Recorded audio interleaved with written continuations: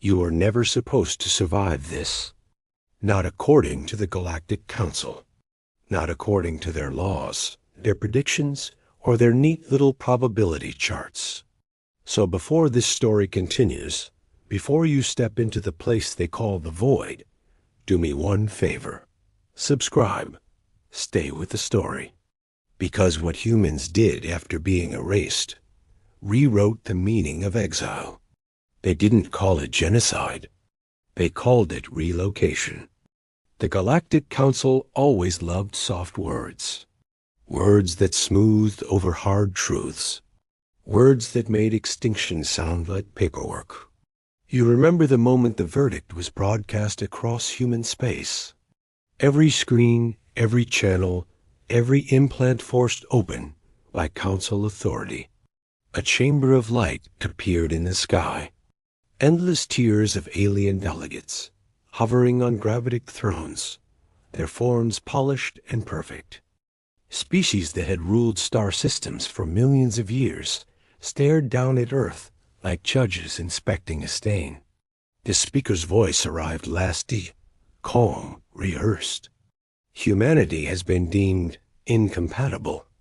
A pause, just long enough to feel deliberate. Incompatible with galactic stability. Incompatible with predictive governance. Incompatible with controlled progress. You waited for the rest. For negotiations, sanctions, borders. Instead, the word came. Eviction. They explained it like a math problem. Humans expanded too fast, adapted too unpredictably, survived environments that should have killed them, thrived in economic crashes, wars, plagues, stellar disasters. You didn't collapse when simulations said you would. You improvised. That scared them. The void, they said, was humane. A region of space stripped from charts and hyperspace lanes. No stable stars, no trade routes, no political interest. A cosmic dumping ground for failed species, dangerous ideas, and inconvenient variables. No one survived there. The Council promised transport ships, supplies for 1 year. A clean removal of humanity from the galactic equation. No executions. No blood. Just disappearance. You watched cities react in real time.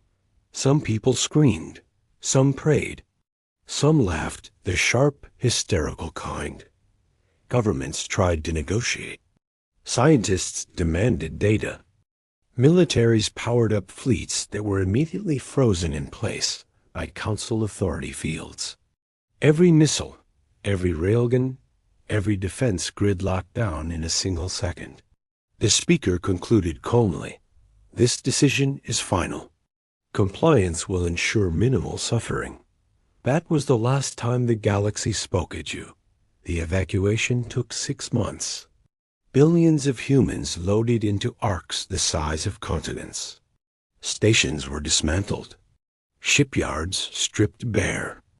Entire cultures compressed into databanks, memories, songs, jokes, and history archives.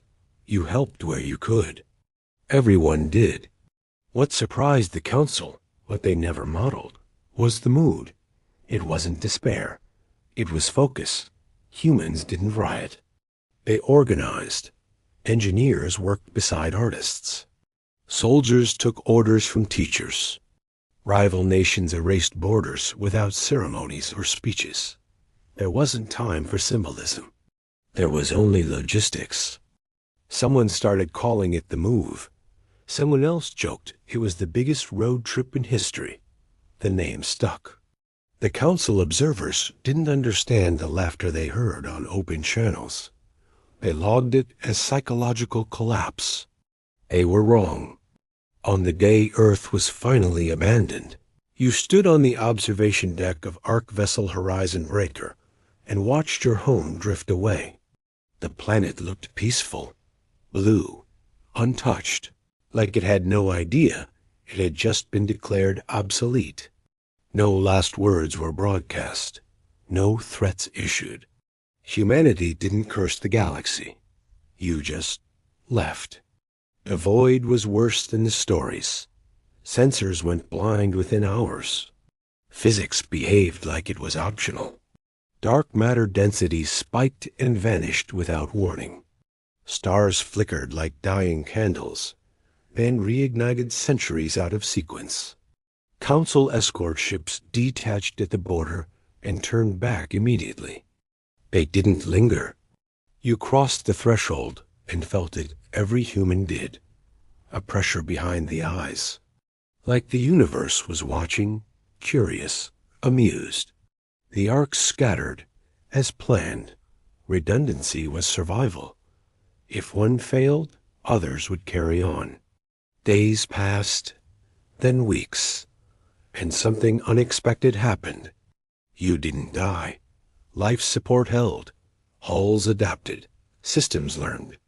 Human engineers rewrote software on the fly. Teaching navigation is to guess instead of calculate. You stopped trying to map the void. You started listening to it. The first habitable anomaly was found by accident, a rogue planetoid wrapped in a gravity well that shouldn't exist. It had heat, water, a breathable atmosphere held together by forces no equation could explain. Someone planted a flag as a joke. Someone else opened a bar. Within a month, there were lights on the surface. Within 3 months, there was music. Word spread fast. The void wasn't empty. It was unused. Wrecks drifted through the darkness, ships from species long erased.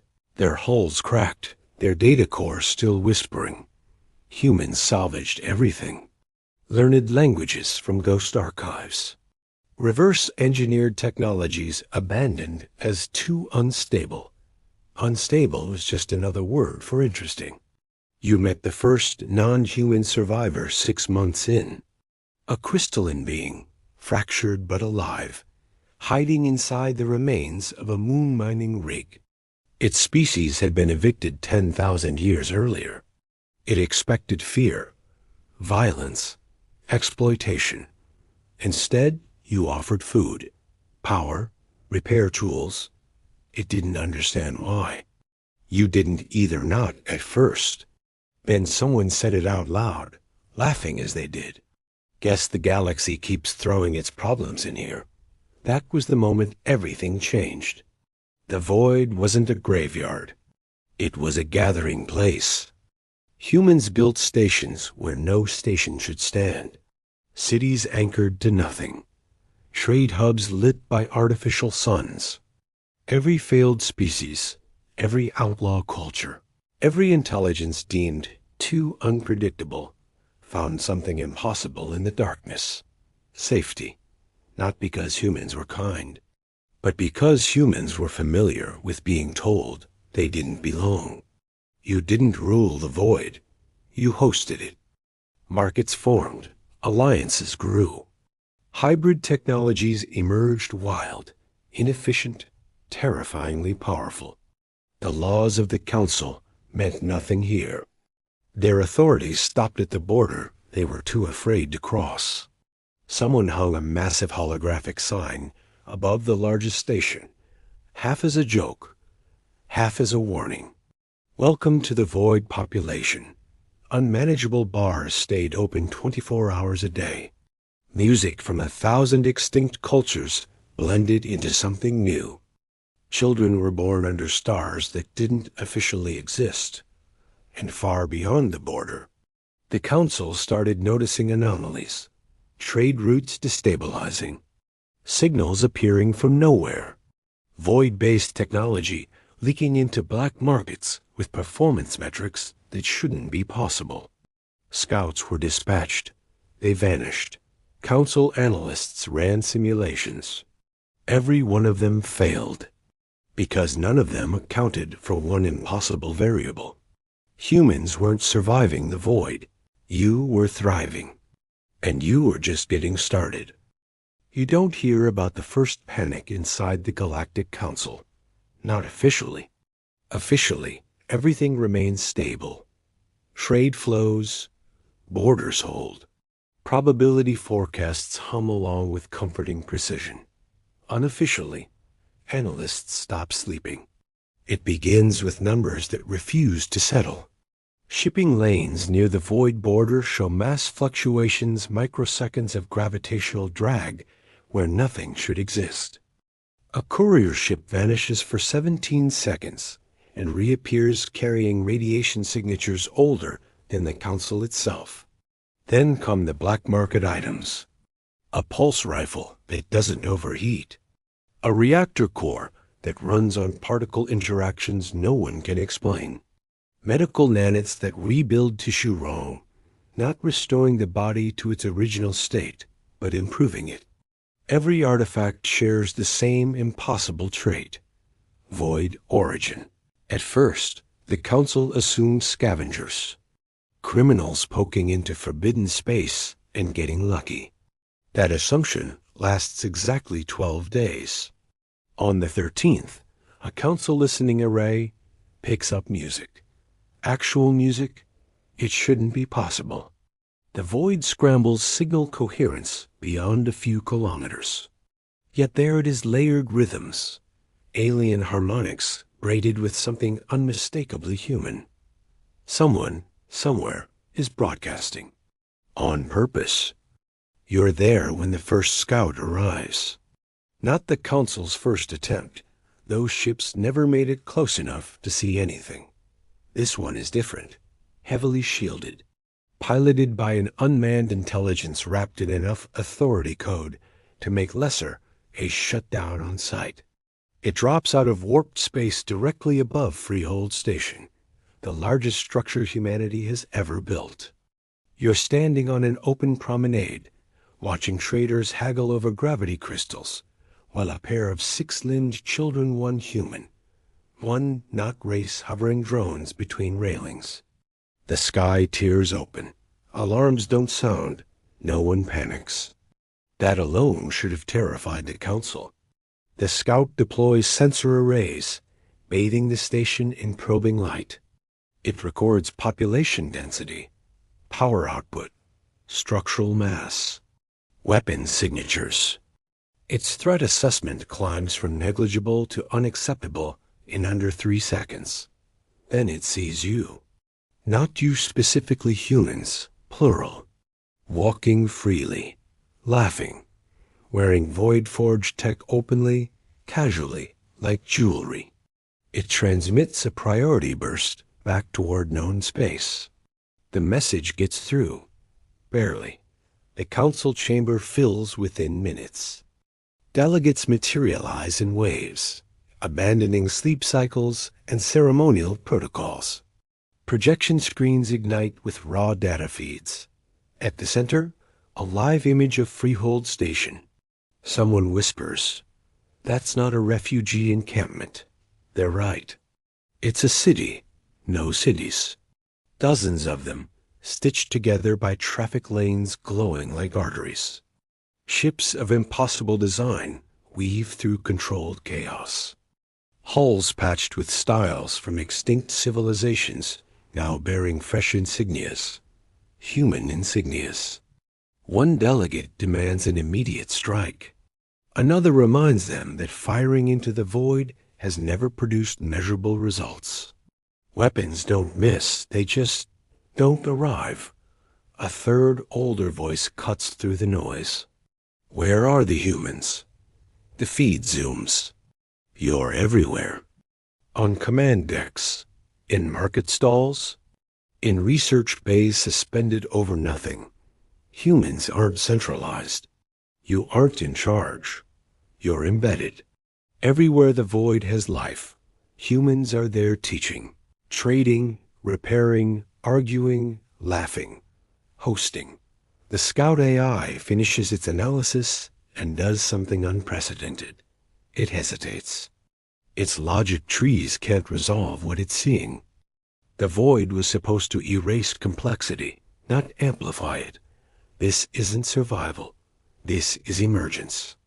Before the Council can issue a recall, the Scout receives a ping, an invitation.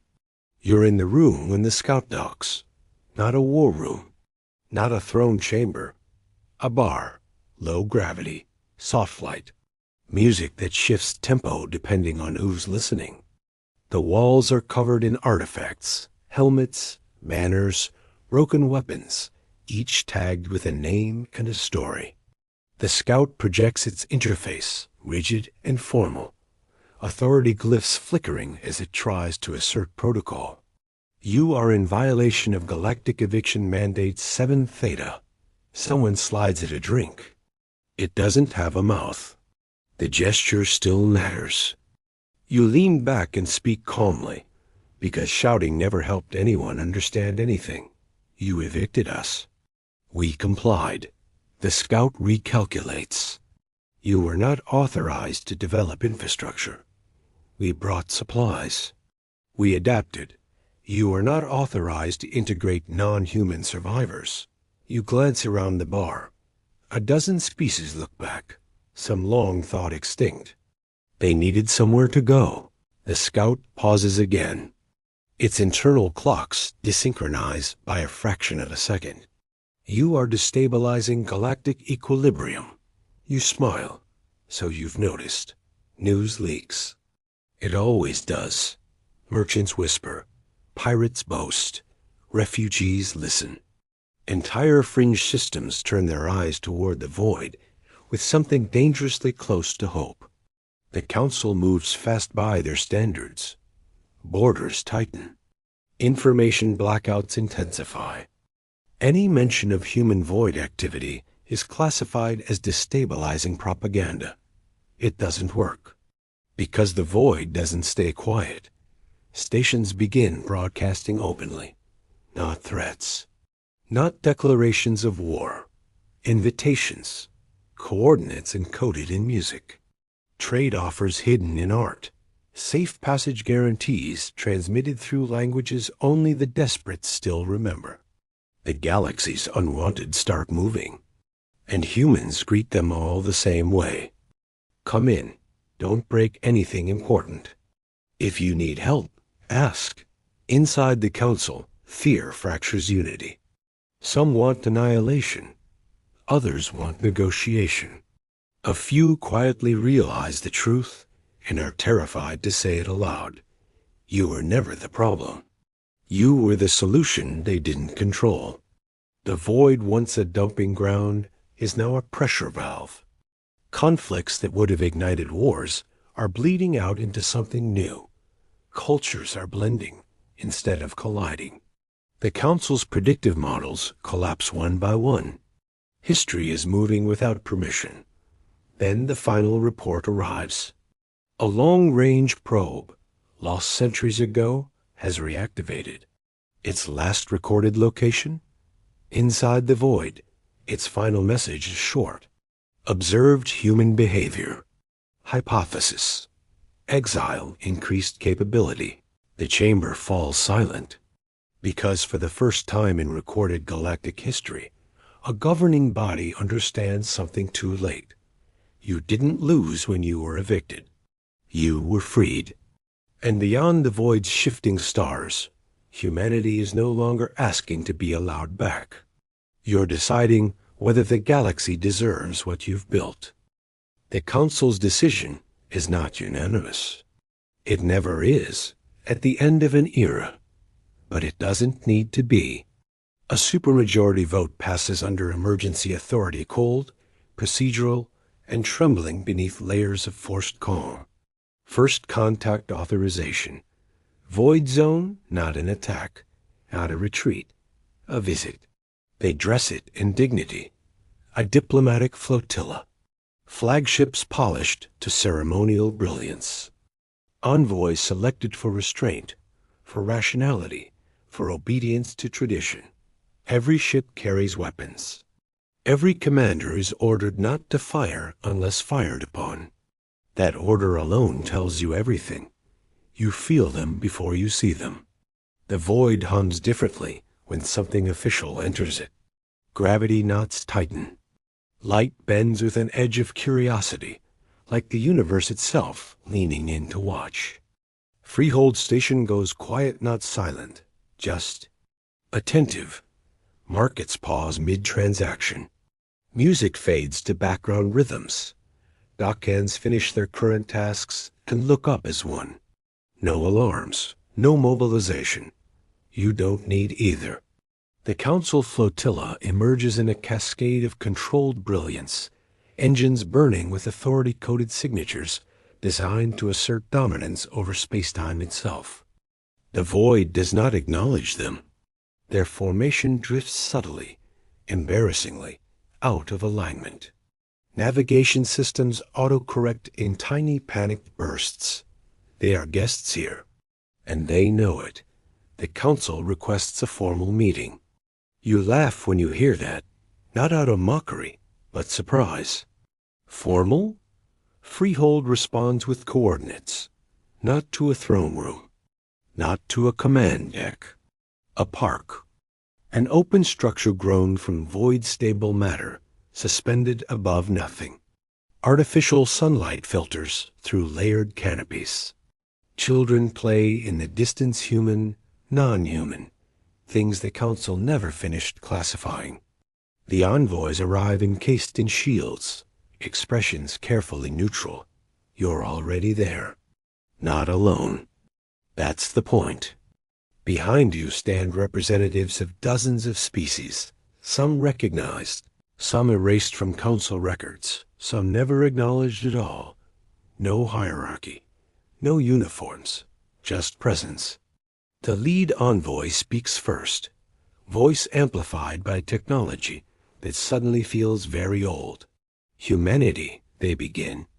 You have exceeded the parameters of your eviction. You tilt your head. We complied. You sent us here. Everything you see exists within the void. You have created an independent power structure. You gesture to the park. This is a community. You are harboring dangerous entities. Everyone is dangerous to someone. The envoy stiffens. You are destabilizing galactic order. At that, a soft voice speaks from beside you. Not human. Order, it says gently, is what you call comfort when you are the ones being protected by it. A Council delegation shifts. Their translators scramble. They recognize the speaker. They shouldn't. That species was officially extinct. The meeting lasts hours. It changes nothing. Because it was never about compromise. The Council wants control, boundaries, predictability, a return to a galaxy that behaves the way it's told to. You want none of that. You don't demand recognition. You don't ask for forgiveness. You don't threaten. You offer a choice. The void stays open, you say, to anyone who needs it. Anyone you can't or won't deal with. The envoys recoil. You are creating a parallel civilization. You nod. Yes. Under no recognized authority. You smile. Also yes. Silence stretches. The void listens. Finally, the lead envoy asks the question they've been avoiding. What happens if we attempt to reclaim control? You don't answer. Someone else does. A being of living light, once hunted for existing between dimensions, steps forward. We leave, it says simply. And we take everything we've built with us. The envoy blinks.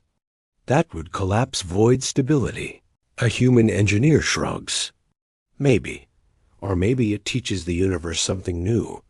The implication lands like a gravitational wave.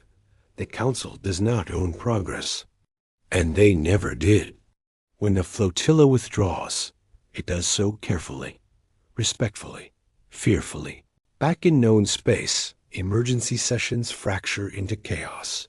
Power blocks argue. Younger species ask dangerous questions. Older ones quietly reroute trade. Because everyone has seen it now. Exile didn't weaken humanity. It focused you. The void didn't erase you. It gave you room.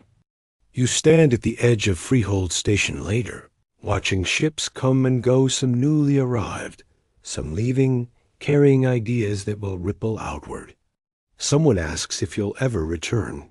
You think about Earth, about blue skies and old ghosts, about a galaxy that decided you were inconvenient. Maybe, you say, but not to ask permission.